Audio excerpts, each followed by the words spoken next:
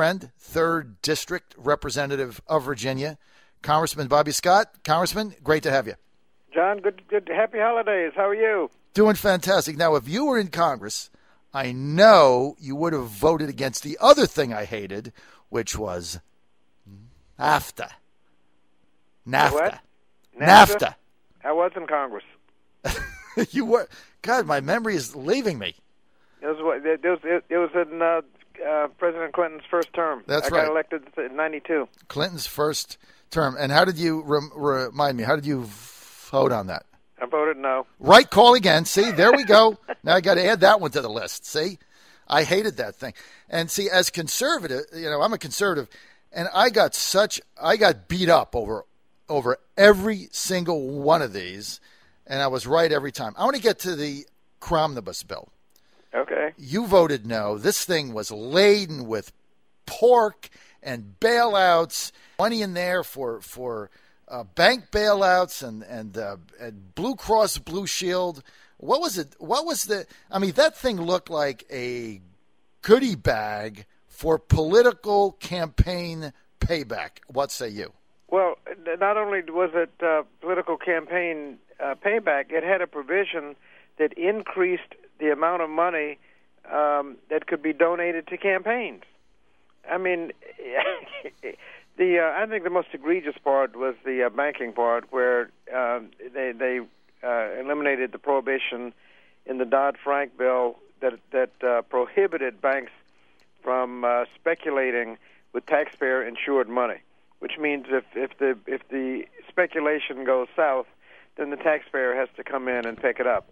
We didn't say you can't gamble with on these speculative derivatives and right. whatnot, but you got to do it with your own money, not with taxpayer money. And what the bill did was allowed you to speculate with taxpayer money.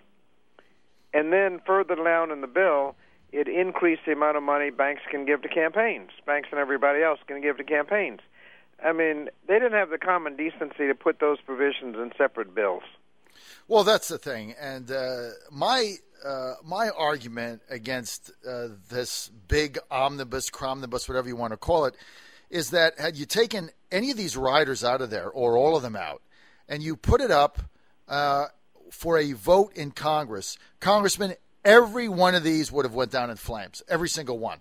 Well, and that's one of the problems, and why there's a lot of good in the bill. I mean, a lot of things got funded. The military, particularly shipbuilding, in a context of cost of cutting the budget. Mm-hmm. Some of the things did actually well. Wallops Island got some money. Chesapeake Bay, NASA's budget was. I mean, there were a lot of things that were there to be recommended. But if you vote for the bill with these riders on it, then all you do is encourage more riders. And if they can stick something like that in the bill, there's no telling what's coming next.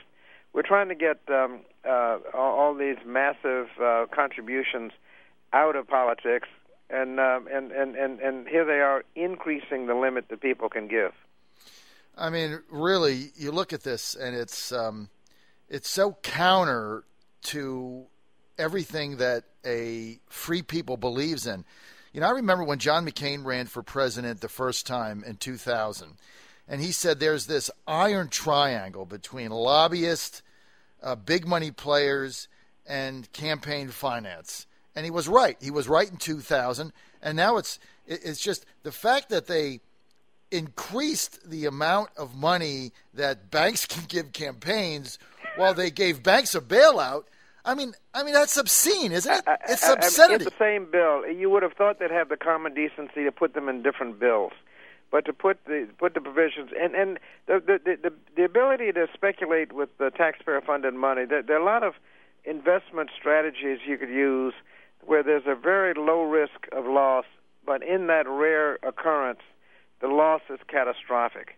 And if you can get the taxpayer to bail you out in that occasional catastrophic loss, then you have achieved a guaranteed return every time you bet. I mean, if you were, say, to the strategy, every time you lose, you double your bet, you'll win every time, except the one time you lose everything you'd won all before. It's catastrophic loss. And if you can get somebody to cover your catastrophic loss after you get up to $1 million, and you lose in the second million, if you can get somebody to cover that $1 million loss, then you are winning each and every time.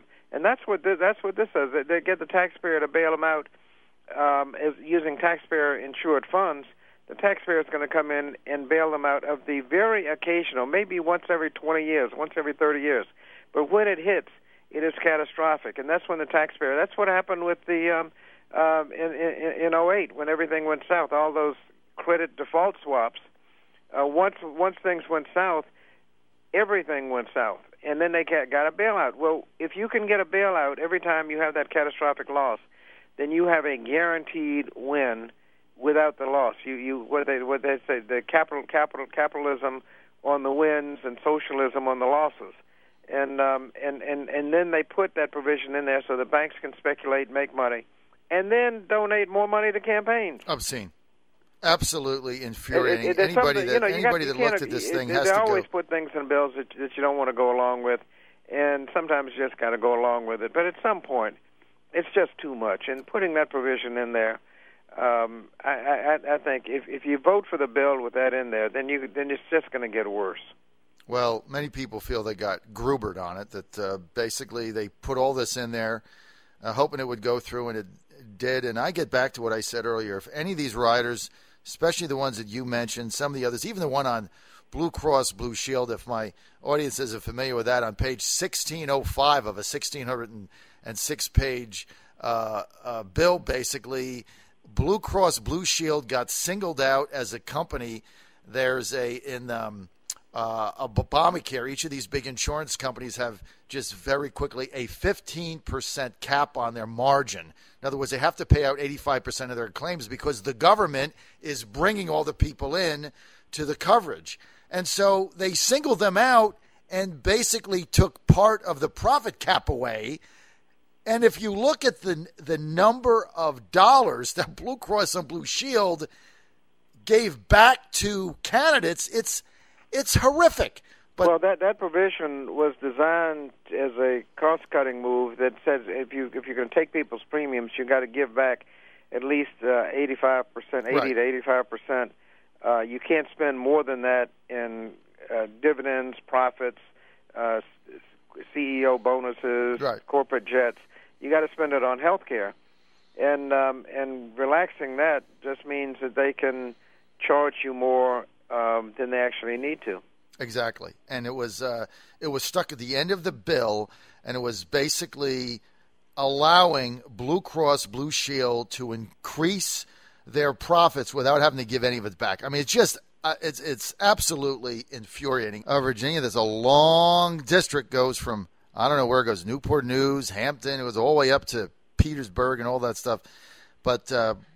Great to have him with us. It's not the longest district. You've got the one from Roanoke to the western tip of the state. That takes about 5 hours to drive. I can get from edge to edge in my district in about an hour and 40 minutes.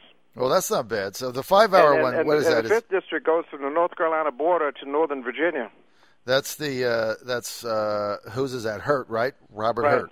Well, 5.5 hours. That's a big district right there, no question. 850, Bobby Scott.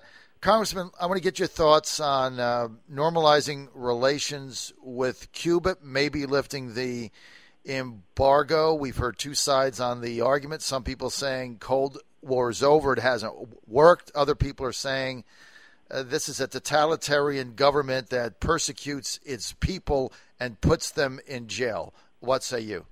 Well, first of all, I think you have to recognize that the embargo hasn't worked. It's been in effect for 50 years. The international community doesn't recognize it, and so it's just been totally ineffective. I think if we're going to make some progress, I think it would help if we opened up eliminated the embargo and let the people of Cuba appear to be very happy about the prospects. The only thing the embargo has done is given the Castros an opportunity to blame all their ills on the United States, mm-hmm. and some have said it's helped keep them in office rather than undermine their administration. So the question I have is, if you don't like, what is your plan? Is your plan to keep the embargo going another ineffective 50 years and not doing anything? I mean, exactly what is the alternative? Well, I mean, I think that's the key argument. The other side of the coin is that infuriates me is where dropping bombs on President Hafez Assad in Syria, and where we have an embargo on Cuba, and now we want to take that away. And you look at what Assad did. Let's take out before the chemical thing. I mean, they had a more open regime than the Castros had. So I mean, to me, the whole thing doesn't make any sense. Well, I think we're going to make a lot more progress when you eliminate the embargo. You get American companies in there. You get people enjoying the benefits of democracy and capitalism, and I think that will sabotage the Castro regime more than this embargo that has been just spectacular in the fact that it hadn't done anything in 50 years.